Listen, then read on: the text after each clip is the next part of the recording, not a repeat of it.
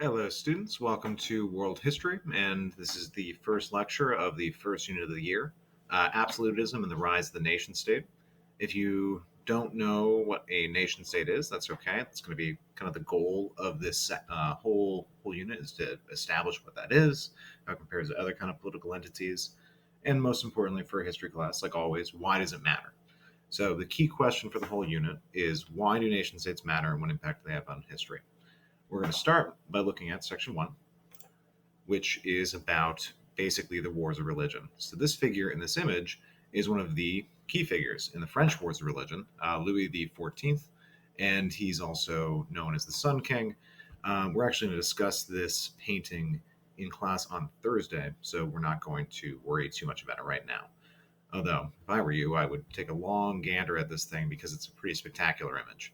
Um, so the first section is about wars of religion, as I was saying. And so the real question is how do the wars of religion between Catholics and Protestants in Europe impact France, Spain, and England? The reason for the focus on these three countries, if you think back to American history, is they are the main colonizing powers of the Americas. And being the main colonizing powers of the Americas makes them matter to world history because that's, two out of the seven continents after all. All right, so the first country, just we're looking at here, is France. And so we have a painting here of a massacre of Protestants in the city of Paris by the French Catholics. And so basically, the French wars of religion are kind of the perfect example of what the wars of religion look like, in that you have different people using religion to basically back up their political factions. And so in France, you've got the Catholics led by the King of France, and the majority of people in the country, 93%, were Catholic. The Huguenots are the French Protestants, and they make up a substantial amount of the nobility, especially in the south of the country.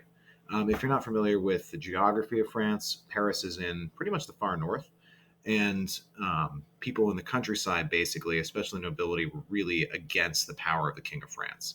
So there's a combination of religious differences and arguments about who should hold political power that cause people to be militant enough, meaning warlike enough, to have the civil war that lasts for 3 decades.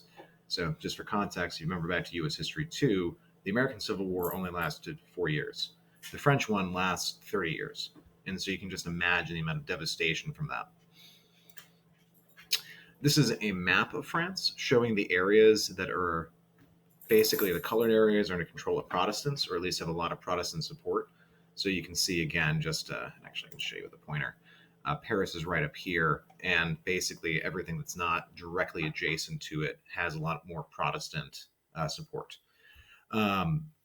The wars of religion end basically when a Protestant becomes the king of France, but converts to Catholicism.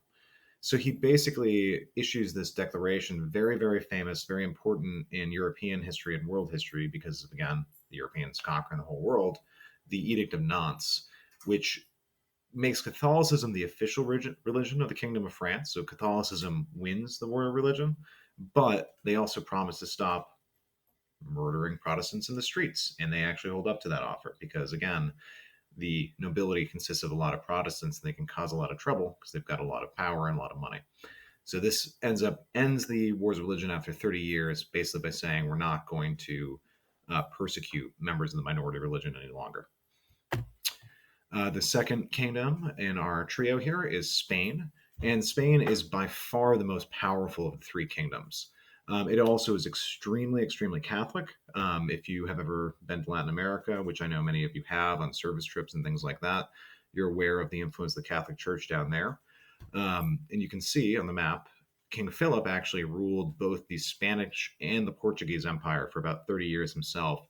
And so consequently, everything south of the United States in North America and all of South America was under control of this one monarch. His cousin actually controlled the Austrian Empire. And so, between this family, the Habsburgs, is in control of most of the world. So super, super powerful. Because they're in charge of most of the world, they're also the ones that have to kind of keep things the status quo. And this ends up, causing them to try to prevent the Ottomans from expanding. The big military endeavor by King Philip as a Catholic against the Muslim Turks. And in the meantime, the Dutch in the Netherlands are beginning to be unsatisfied with the rule because they're Protestants and Spain is controlled by Catholics. This is a painting of the King of Spain. He's a guy pointing his finger at the other guy. You can tell he's obviously mad. Again, Philip called himself the most Catholic, and the man staring him down is William the Silent, the Prince of Orange, who is a Dutch nobleman, very similar to what happened in France with the Huguenots, except in this case, the Protestants won. And so Philip sends 10,000 troops.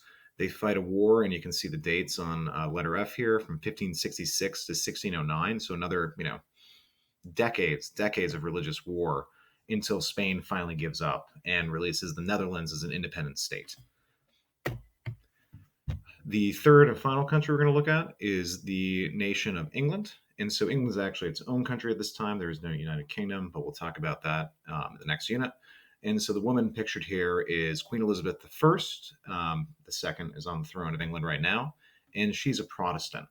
However, she's not as aggressive of a Protestant as somebody like, say, William the Silent. Her Protestantism in England basically looks a lot like Catholicism, and that's enough to keep the peace. People kind of can see in her anything they want to as far as her religious beliefs, and so she's able to bring peace to England after a period of Catholic rule that had proven very, very bloody. There had been a civil war, which actually resulted in the founding of Boston and New England and all the good stuff you learned way back from Missile Pine and US 1. England is invaded or attempted to be invaded by the Spanish and under Philip in 1588, and they're trying to convert it back to Catholicism. There's actually a typo in the presentation, which I'll fix before this is posted. And the Spanish Armada was destroyed by a series of absolutely devastating hurricanes. The English, go onto the English Channel, they harass this fleet, and they take it as a divine intervention in support of Protestantism that the Catholic Spanish are sunk. And this moment by historians is seen as the rise of England as a world power at the beginning of their empire and the slow, steady decline of the Spanish Empire. So if you've ever wondered why, Spain isn't the country that is, we remember for winning the Second World War or something like that, you can point back to this fleet of boats being knocked out by hurricanes. So that's it for this section. I hope this is helpful, and please make sure, I'm going to go back to the beginning, you answer the chapter focus question that is attached to this assignment. How did the European wars of religion between Catholics and Protestants impact France, Spain, and England? So watch this as many times as you need to. Get in touch with me if you do as well, and I hope to see some good answers from you folks. Thanks.